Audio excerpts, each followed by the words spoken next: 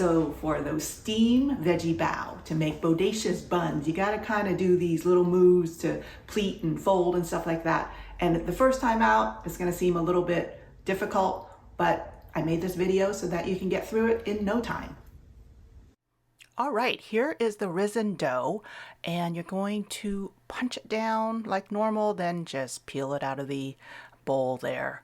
And this dough isn't particularly sticky, so you shouldn't need much flour at all. But if you do, keep a little bit nearby. And you've got your pieces of paper already pre-cut as well. Okay, let's cut up that dough. See here, I am cutting smaller pieces. I don't go from one end to the other. I cut things in half, then in half again, because doing this method allows me to eyeball more even pieces than cutting from one end to the other. And after that, I'm going to roughly roll each ball of dough just to kind of get rid of those cut edges.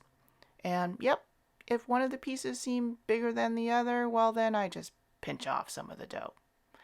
My steam bao dough is very, very forgiving, so you can, you know, fix boo-boos pretty well. After this, smack down the dough rounds because you want sort of a disc to work with. And go ahead and just give it a nice whack or thump. Get your aggression out. It's all right. And if a piece is kind of split like this, you can pinch it together. As I said earlier, very easy to work with this dough. After this, you're going to roll the dough out into thinner wrappers. Now, imagine a quarter-size belly. That's a pooch in the center, okay? And you are going to be rolling these dough discs out to thinner discs. But what you're aiming for is to keep that little poochy quarter-size belly in the center of the dough piece. And with each pass of the rolling pin, and I'm using a regular size rolling pin here, you're going to turn the dough.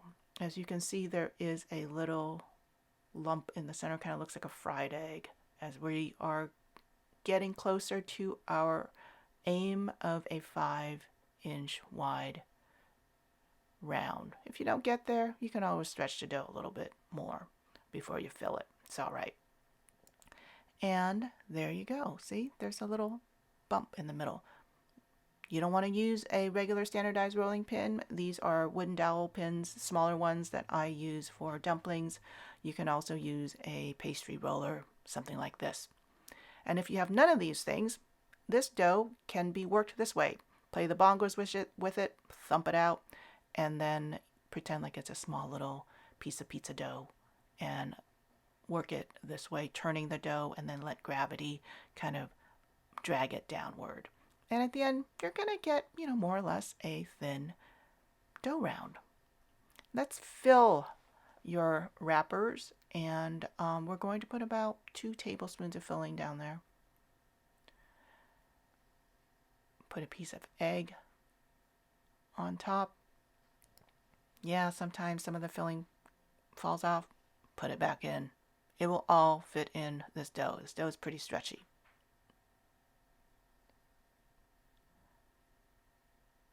And I am not a neat cook. I'm not a perfect cook. But you can just, gather all the filling into the dough. And you want to keep like about a 3/4 to 1 inch border all the way around. And now to make that bao shape, start around 1 or 2 o'clock. Use both hands and basically work the dough with your thumb and index fingers. And you're going to form pleats in one hand and pass them on to the other. As you can see, it's a pretty nifty move. And as you're doing that, you are turning the bao, and you are using your thumb to keep the filling in there. And once that you feel secure enough, you're going to pick up the bao and start twisting the top close like so. You can steam the bao with the pleats facing up, or if you don't like your pleats, go ahead and turn the bao over and you can steam the bao with the pleats facing down. That way, probably won't bust. No problem either way, and your bao will look great. If you're steaming your bao pleat side down, just make this little motion to flatten the bottoms out. Make sure you set each bao on a little piece of paper, let them rise, and then steam them off. And then you will have your steamed veggie bao. So this is what the Bodacious steamed veggie bao look like straight from the steamer. So this one was steamed with the pleats facing up, and this one with the pleats facing down. They're both cute, and they both taste just as good as each other. And I'll show you now.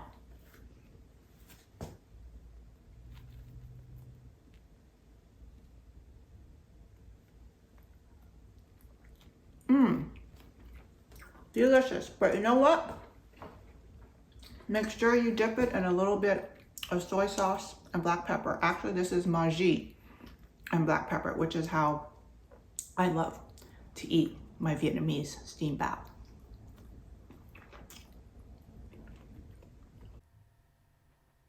I hope you make a batch or two of steamed bao. They're called bun bao hup in Vietnamese. Tag me, ping me, let me know what you think of your beautiful, beautiful bao.